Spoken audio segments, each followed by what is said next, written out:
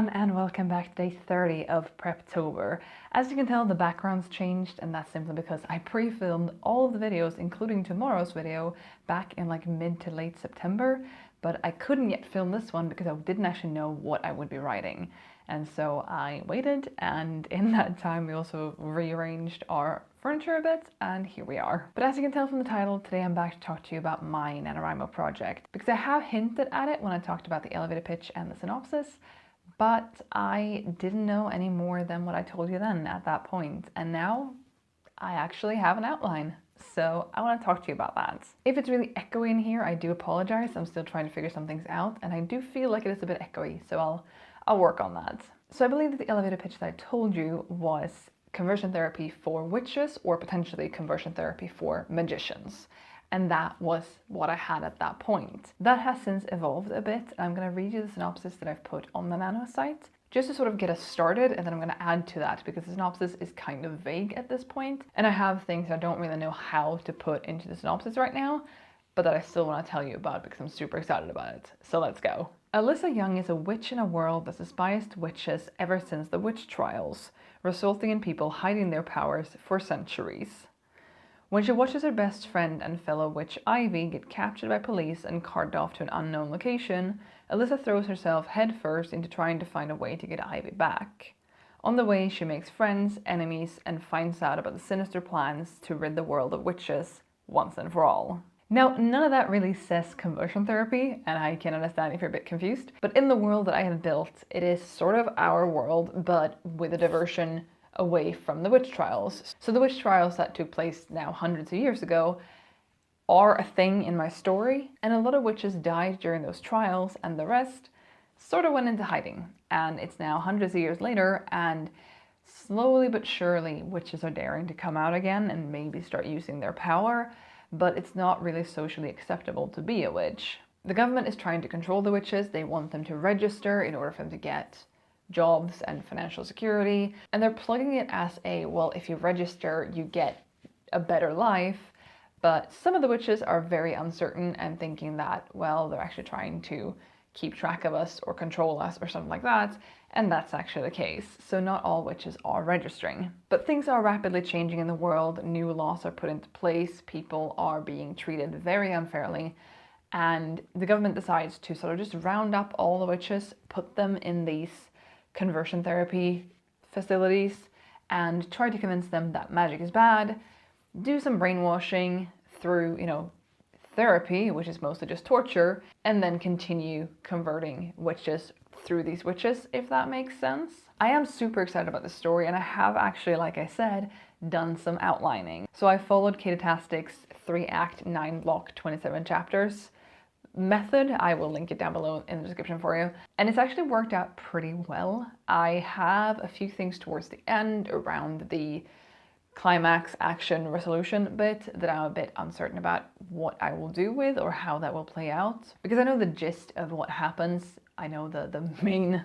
plot point at the end, but I do a little bit feel like I'm struggling with getting there and figuring out just how everything, connects in the end. But that is also the end, and I have about a month until I have to write that, hopefully, so I'll be fine. Now, it is rare that I actually have an outline. If you've been here for a while, you know that I'm much more of a pantser or potentially plantser.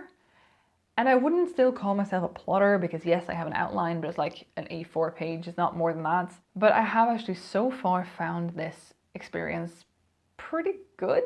I've actually kind of enjoyed it. And I have the outline, and I've also written some descriptions of the main characters' families and their bedrooms. Not that the bedrooms are really important, but I feel like that gave a good grasp of who they are as people and what they like to surround themselves with, how they like to dress, a bit about their family, I already said that, stuff like that. And I do feel like that's going to help. I really hope it will. So all in all, I think I have between 6 and 10 A4 pages of information about these characters and the outline and some quotes I want to put in down the line and stuff, and I'm super, super, super excited. There are some things I haven't done. For example, I haven't done a timeline, so I know what order things happen in, but I don't know how much time passes between the opening and the end. And that is something I'm gonna have to figure out, and I don't yet know if I want to try to figure that out now, like today or tomorrow, or if I'll leave that and just fill out a timeline as I go, sort of. I can also tell you that this is the first part of a duology because the story needed more space. There were some events that could be resolved in this book, but if I tried to resolve the whole entire big picture, that would not work in just the one book, so I'm turning it into a duology. And I'm excited, but also scared, because I am a standalone kind of girl, and I don't really know how to prepare for duologies or how to write them. So it's going to be a process, it's going to be a journey over the next couple months, probably more than a couple months, but I'm hoping to, I would have liked to have written the first draft of both book 1 and book 2 before the year is up, and that's maybe very ambitious depending on what the rest of 2019 throws at me, but I would like for that to happen, just to get the whole entire story out, even though it's 2 books, get it all out in one smooth time. Have no break in the middle, basically. But I do also know how drained I tend to feel after November, after Nano is over, and I will, like I've mentioned, have surgery at some point, hopefully in November, and that will also affect how I can perform later on after that. But this whole process of outlining the story and writing the room descriptions and wardrobe descriptions and stuff like that has taken some time. I did do the outline pretty early on in October, and I'm very happy with that. But then I've just sort of been sitting around thinking about the story, but not really putting pen to paper or finger to keys and actually writing down what my findings have been. I'm doing a lot of hand gestures right now, I'm sorry. But last night I was actually in a live stream with Sky, Caro and Margaret. I will leave links to their channels down below, which was very, very nice. And I haven't ever talked to those guys before, but it was a really good accountability thing because I found myself on camera and having to have something to show for it. And that's when I actually wrote the room descriptions, the character physical descriptions, and about their family lives, as well as a couple of snippets of dialogue and stuff I wanted to include at some point in the story. And it actually made me feel really productive, and I very much enjoyed that. So I still think that streams are very good for me. I do still have some things I feel like I should work out with my story, and I don't know if I'll work them out now before Nano starts, or if I'll work them out as I get to that problem, as I encounter it throughout November, because some of them don't happen until late in the 2nd act or beginning of 3rd act. And I'm hoping, now that I actually have an outline, that I will write in a linear order, so that I'll write from the start and to the end. That would be very nice. And that also means I don't have to solve those problems until I get there, which is good.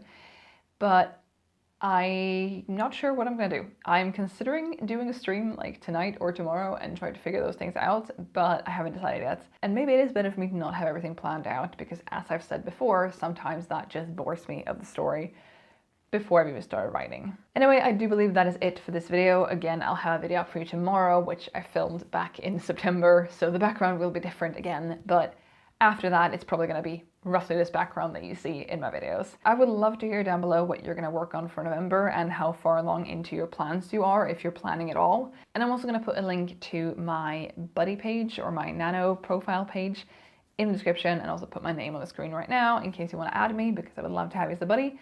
And yeah, I guess I should go edit this video so I can get it up in under an hour, which is not going to happen. Anyway, thank you so much for watching. I'll be back with the last Preptober video tomorrow, so I'll see you then. Bye!